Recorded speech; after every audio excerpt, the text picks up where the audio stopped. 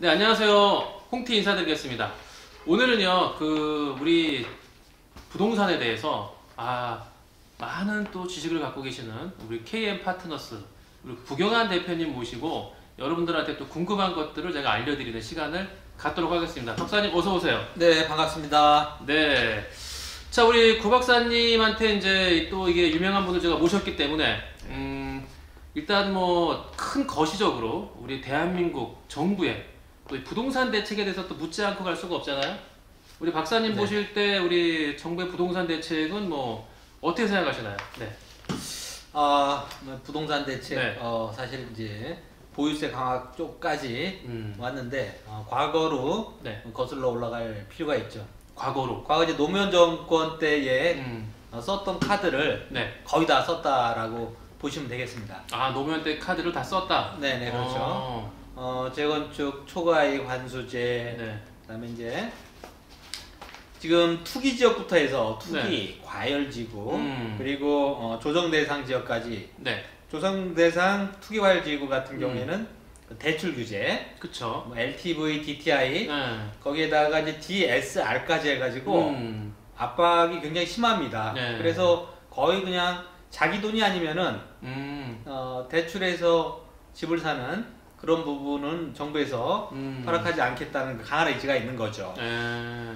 그리고 이제 재건축 규제 강화, 재건축 규제. 그리고 전매 제한 강화, 그리고 아까 말씀드린 대로 네. 공시지가가 이제 3월에 그쵸. 표준공시지가 발표됐죠. 네네, 발표됐는데 많이들 올랐죠. 그렇죠. 그래서 이제 보유세 부분에서도 종합부동산세가 굉장히 많아질 거라는 그런 압박을 하고 있는데, 사실은 네. 정부에서 원하는 거는 다주택자들이 그러니까요. 세금을 많이 낼 수 있기 때문에 네. 자기 집 빼고는, 사는 집 빼고는 팔아라, 그런 의도에서 그런 이제 정책이 나온 거죠. 카드를 쓰고 있는 겁니다. 네. 사실 이제 네. 쓸 카드는 거의 다 썼다라고 보고요. 더 이상 나올 카드가 이제 없다고 보시나요, 박사님은? 네네, 그런 상황인데, 그렇군요. 사실 좀 안타까운 부분은 이 부동산 부분이 네. MB 정권이나 박근혜 정부 때에 사실 부동산이라는 게 이제 우리 실물 경제와 거의 맞물려 가듯이 네. 10년 주기설로 이렇게 업다운을 반복해 오는데, 네. 사실은 이제 지금 정부에서도 그렇게 카드를 꺼내 들기 네. 전부터 카드를 꺼내든 그런 상황 자체가 이미 이제 문재인 정부가 일기 이제 3년차, 네네. 2년차, 3년차로 이제 접어들지 않았습니까? 네. 그런데 2019년 지금 상황도 보시면 알겠지만, 네. 상황 자체가 굉장히 안 좋은 그런 상황으로 가고 있는 거죠. 그렇죠. 지금 안 좋죠. 그래서 지금 사실 정부에서 그렇게 정책 카드를 네. 쓰지 않아도 부동산은 사실 하락세로 접어든 그런 상황이거든요. 네네네. 네, 그렇게 보시면 되겠고, 정부도 그 상황을 예의주시하면서 네. 정책 카드를 규제를 강화하든 완화하든 이런 부분에서 이제 정책을 가지고 강약 조절을 할 때다. 예, 조절을 하고 있는 거죠. 네네. 이거 요거는 여러분들이 한 번 더 반복해서 들어야지만 좀 정확하게 맥이 잡힐 것 같은데요. 그렇죠. 네. 네네. 자, 그럼 우리 구 박사님이 볼 때 2019년 뭐 한 석 달 이제 지나갔는데 오늘이 3월 또 29일인데요. 네네. 2019년에 우리 대한민국 부동산의 어떤 예측이라고 할까요? 너무 어려운 질문일까요? 네. 2019년 전망 예측? 네. 2019년 올해 서울 대한민국 부동산 그렇죠. 정책. 뭐 서울이 중심이 되겠죠, 어쨌든. 사실은 이제 2019년만 이 한 달락만 본다는 것도 되게 어폐가 있고요. 그렇죠. 사실 경제라는 게 거시와 미시 경제를 가지고 보는 건데, 네. 대한민국의 부동산 상황은 말씀드린 대로 어쨌든 하락기로 접어들었다. 하락도 접어들었다. 네네. 뭐 19년뿐만이 아니고요. 네. 제가 볼 때는 17년 정도까지 좋았고요. 그렇죠. 지금 이 시장에서 보면 뭐 디벨롭 개발 사업 하시는 분들이나 분양하는 분들이나 보면은 작년 초와 올해 초는 완전히 다르다는 얘기를 해요. 그게 이미 사이클 상으로 하락기로 접어든 거거든요. 네. 그래서 제가 볼 때는 사이클이 반등하는 시기가 맨 밑에가 5년이라고 보면 네. 최소 3, 4년은 하락기로 가는 거죠. 네. 그 후에 이제 반등을 해줘야 되는데 그러면 이제 19년, 네네. 2000년, 네. 2001, 2년 네. 그죠? 요 정도까지는 어쨌든 우하향 곡선을 그리면서 내려가는 시기라는 거죠. 네. 그래서 저는 이제 2019년은 당연히 작년에 비해서는 당연히 안 좋고 그렇죠. 좋지 않습니다. 여러 가지 정부도 그렇게 대출 강화 쪽으로 카드를 쓰는 그런 원인도 되고. 근데 네. 사실은 이제 필드에서 보면 네. 현장에 나가 보면 돈이 있었던 현금 부자들은 네. 절호의 찬스를 갖고 있다는 거죠. 지금이 좋은 기회죠. 그렇죠. 네. 제가 이제 지난주에 네. 강남에 옛날에 우성 아파트 자리가 삼성 레미안에서 네네. 재건축을 하고 있는데 사실 이제 10%를 계약금을 넣고요. 네. 60%를 중도금 넣고 나머지 잔금을 30% 내는 그런 구조인데 네. 계약했던 분들마저도 해지하는 그런 케이스가 발생한다는 거죠. 오. 예. 거기가 평당 4,460만 원 정도 됐다고 들었거든요. 네. 그러면 33평이면 14억 좀 그쵸? 넘는 돈이죠. 4억 되겠죠. 네네. 그 돈인데 결국 그 아파트를 살 수 있는 사람은 등록 취득 비용까지 하면 10억을 넘는 10억, 11억을 갖고 있는 돈을 왜냐하면 중도금 대출이 안 되지 않습니까? 그렇죠. 막아놨으니까. 예, 그런 사람들만 그 아파트를 취득할 수 있는 상황이 된 거예요. 현금 없으면 못 하는 거예요. 그렇죠. 네. 그러니까 현금 부자들이 강남에 재입성을 할 수 있는 상황이 됐기 때문에 정부에서는 서민들의 네. 주거 안정과 복리중진을 생각한다고 해서 네. 그렇게 대출 규제를 했는데 사실 경제학자들은 이렇게 봅니다. 시장 논리에 맞게 네. 맡겨둬야 된다.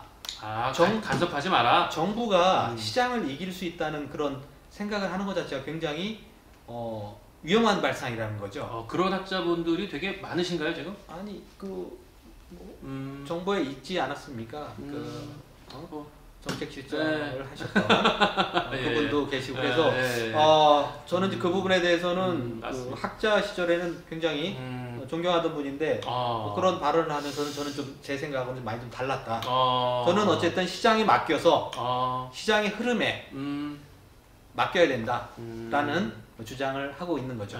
인위적인 어떤 그런 손은 필요 없다. 그렇죠. 예.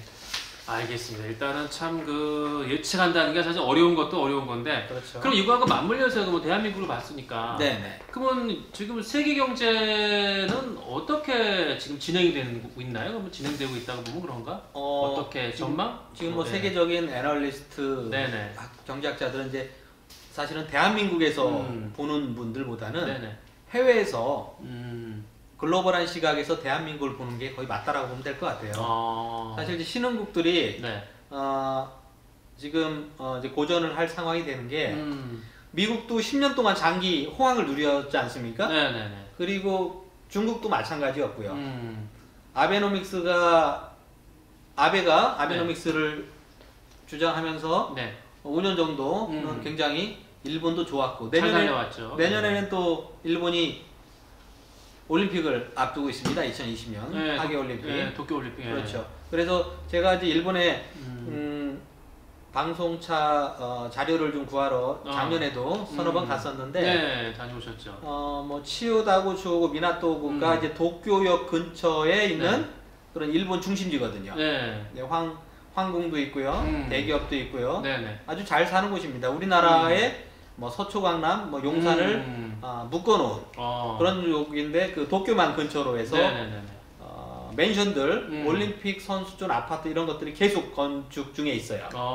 재개발 붐이 일어나고 있는데 사실 이제 내년에 올림픽을 하기 위해서는 사실 그 SOC 사업이나 그런 기관 사업이 활성화될 수밖에 없는데 도쿄만 근처에 도쿄 중심만 그렇게 인구가 유입되고 뭐 5만 명, 10만 명씩 유입이 된다고 그래요. 1년에.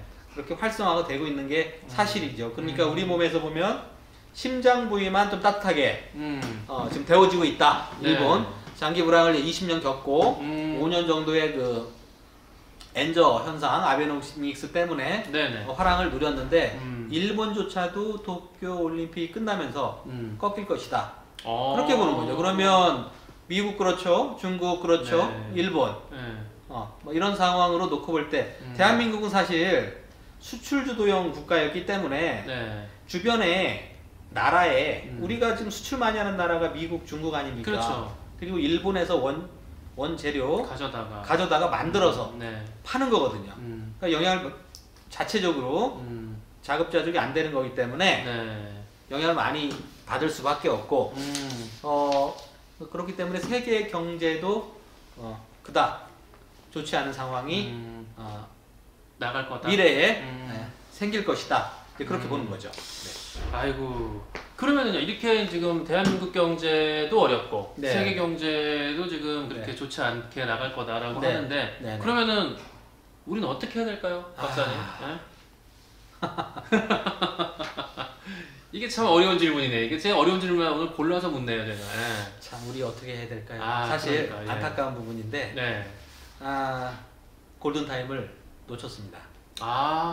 사실 보시나요? 제가 비관론자가 아니고 저는 굉장히 긍정적인 쪽에 속하는데 항상 웃고 다니시는데. 웃는 거하고 관계없고요. 네. 이게 어쨌든, 네. 사실은 네. 예방이라는 걸 먼저 했어야 되는데 예방. 우리가 이제 몸이 아파서 네. 심장마비가 와도 골든 타임이라는 게 있지 않습니까? 그렇죠. 그 타이밍을 놓치면 회생 불가하다는 거죠. 아. 진짜 미래학자는 제가 아니지만 미래에 어떻게 될지에 대한 부분들은 네. 분분합니다. 학자들 사이에. 그래서 사실 우리나라에서 넘버원이라고는 삼성에서는 네. 시나리오 경영을 하는데 L자형까지 보고 있다는 겁니다. 경제가 L자형이면 네. 반등을 못하고 그냥 일직선으로 스테이블하게 간다는 거죠.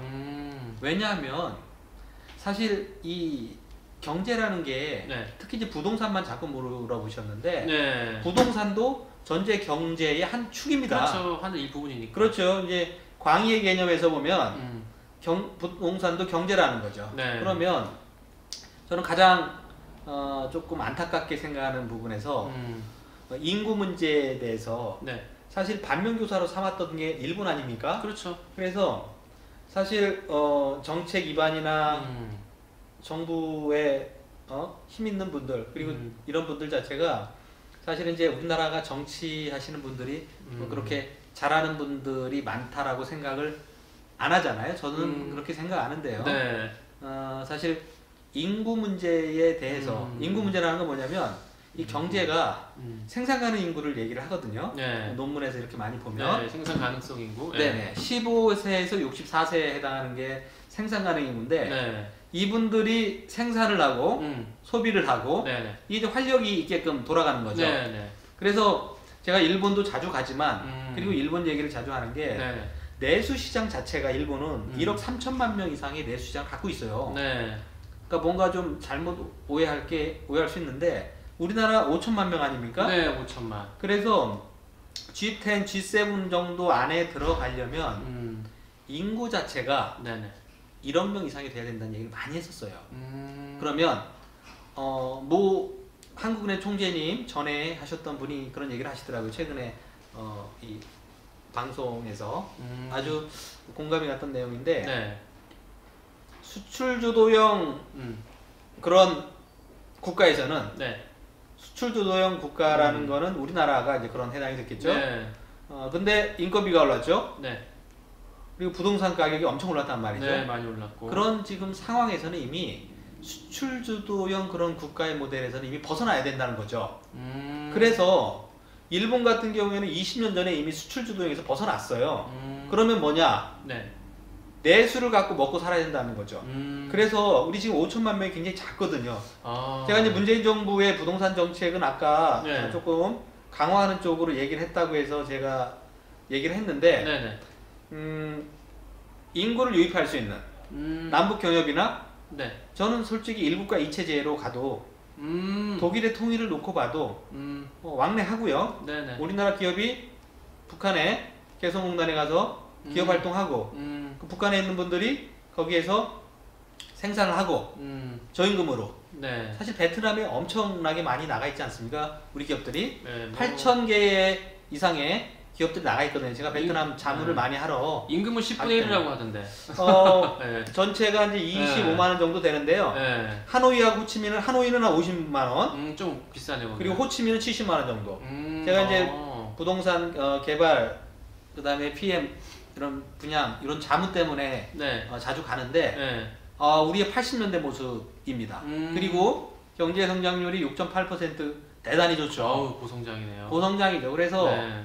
우리나라가 지금 2.5% 왔다 갔다 하지 않습니까? 네, 네, 네. 그러니까 거의 3배 가까이에 있는 그런 경제 속도를 가지고 그렇게 우상향을 그리는 나라가 있다라는 거죠. 그래서 사실 남북 경협이 되고 네. 교류가 돼야 되는 건 확실히 맞는 거예요. 그건 그렇게 가는 게 맞다. 네네. 그러면 그렇게 해서 그 내수 시장 자체가 그리고 이제 동북 삼성 있지 않습니까? 네네네. 옛날에 그게 고구려 땅 아닙니까? 네. 다 우리 동포들이거든요. 그렇죠. 그 소련 네. 쪽도 마찬가지고. 네. 거기 인구까지 하면 1억 정도 된다고 그래요. 어. 그러니까 그들은 한민족, 한족이다라고 생각을 갖고 있다라는 거죠. 그래서 경제 영토를 좀 넓힐 필요가 있다. 아. 그래서 우리 안에서 자급자족할 수 있는 환경을 빨리 만들어야 된다. 그건 굉장히 잘하는 거다.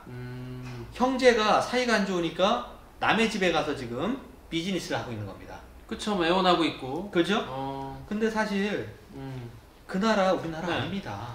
중국 그랬죠? 그쵸. 베트남 그랬죠. 사실 베트남은 지금 외환 보유고나 외국의 자금이나 기술력이 굉장히 필요하거든요. 그러니까 웰컴하죠. 근데 제가 이제 지금 어떻게 베트남 얘기까지 왔는데 그러게요. 어느 정도의 수준에 다다르게 되면 네. 그들도 규제 강화 쪽으로 외국 기업이나 외국인들에 대해서 강화할 것이다. 그건 인지상정 아닙니까? 그쵸, 뭐 지금이야 뭐 일단은 뭐 어쩔 수 없으니까. 그럼요. 원조가 필요하고. 자, 그런 상황에서 보면 결론은 정말 고민해보면 네. 우리나라가 네. 기본 경쟁력을 갖고 있어야 된다는 거죠. 경쟁력. 네. 경쟁력을 자체적인 경쟁력, 내수 자체 시장. 경쟁력. 그게 결국 살 길이고요. 그래서 빨리 네. 교류하고 통일되는 쪽으로 빨리 가고요. 네. 아까 인구 문제는 이미 베이비 부머 세대라는 분들이 55년에서 63년 정도 되거든요. 네, 네. 그분들이 이미 은퇴를 다 시작을 했어요. 네, 서서히 하고 있죠, 지금. 자, 이제 부동산 가격이 하락하는 이유를 보면은요. 부동산이라는 가격은 네. 모든 게 다 수요와 공급에서 만나는 피값에 의해서 형성이 되는 거거든요. 네. 자, 근데 지금 다주택자들, 지금 임대사업자들 등록하면서 한 사람이 수천 채를 갖고 있는 사람들도 있어요. 그거 지금 아직 못 끊었잖아요. 그렇죠. 예, 그렇죠. 이미 해놨기 때문에 이미 해놓은 거를 이미 지금 정부에서도 그 부분을 끊어줘야 되는데 지금 그거 박근혜 정부 때 해놓은 거를 이 정부 와서도 그냥 그대로 연장선으로 갖고 있단 말이죠. 어쩔 수 없으니까. 그러니까 사실 주택 수가 부족한 게 아니고 한 사람이 너무 많은 주택을 갖고 있는 상황이 돼버린 거예요. 네. 다주택자들 8년까지 유지하면 그렇죠? 세금 없죠. 혜택이 그렇죠. 엄청 있지 않습니까? 그러니까 그들에게 혜택을 다 준 거예요. 그래서 정부도 강력하게 그 부분을 왜 못 끊는지 저는 이해가 안 가고. 네, 그렇죠. 그래서 한 사람이 꼭 필요한 주택만 가질 수 있도록 그 부분도 사실 손을 대야 되는데 그 부분은 건드리지 않고 있더라고요. 쉽게 정부도. 건드리기가 어려운 영역이겠죠. 네네. 네. 사실 뭐 정치권은 네. 표를 먹고 사는 사람들이기 때문에 그러니까 국민이 중심에 있는 네. 그런 정치인이 얼마나 있는지 참 저는 네. 아쉽게 생각하는 아유. 그런 부분이 있습니다. 아유, 우리 또 박사님께서 또 우리가 해야 될 것들을 또 넘어서 우리 국민들이 또 가져야 될 또 이 정신무장까지. 네. 아유. 자, 그럼 이게 긴 시간 또 오늘 함께 하셨는데 우리 또 마지막으로요. 네네. 앞으로 이제 우리 구 박사님을 또 이게 어렵게 모셨으니까 네네. 네, 앞으로도 네. 이 반응이 되게 좋을 것 같아요. 그래서 앞으로 우리 구 박사님을 모시고 네네. 뭐 부동산뿐만 아니라 우리 박사님의 또 갖고 계신 또 식견, 네네. 또 지식, 네네. 그걸 좀 이렇게 나누고자 하는 제 또 마음에 그래요? 앞으로 좀 장기적으로 이 시리즈로다가 묶어서 뭐 일주일에 한 번은 우리 박사님이 일정상 힘들겠지만 한 달에 한 2, 3회 정도씩 이렇게 좀 저희 홍티경매TV에 출연하셔갖고 나가시는 게 어떨까라고 강력하게 얘기를 하겠습니다, 제가. 제가 지금 다른 강의가 좀 있고 바쁘시죠, 우리 구 박사님. 시간이 허락하는 범위 내라면 네네. 제가 시청자 여러분들을 위해서 그러면요. 작은 그 네. 지식이나마 네. 그런 내용을 가지고 풀어볼 네. 수 있도록 네. 하겠습니다. 네. 네. 소고기는 다음 주에. 아, 소고기요? 아, 오늘 그 꽃등심으로 제가 네. 준비한다고 해서 왔는데 네. 아까 식사를 그거를 꽃등심을 못 사주셨어요. 일단 치킨으로 대신하고 네.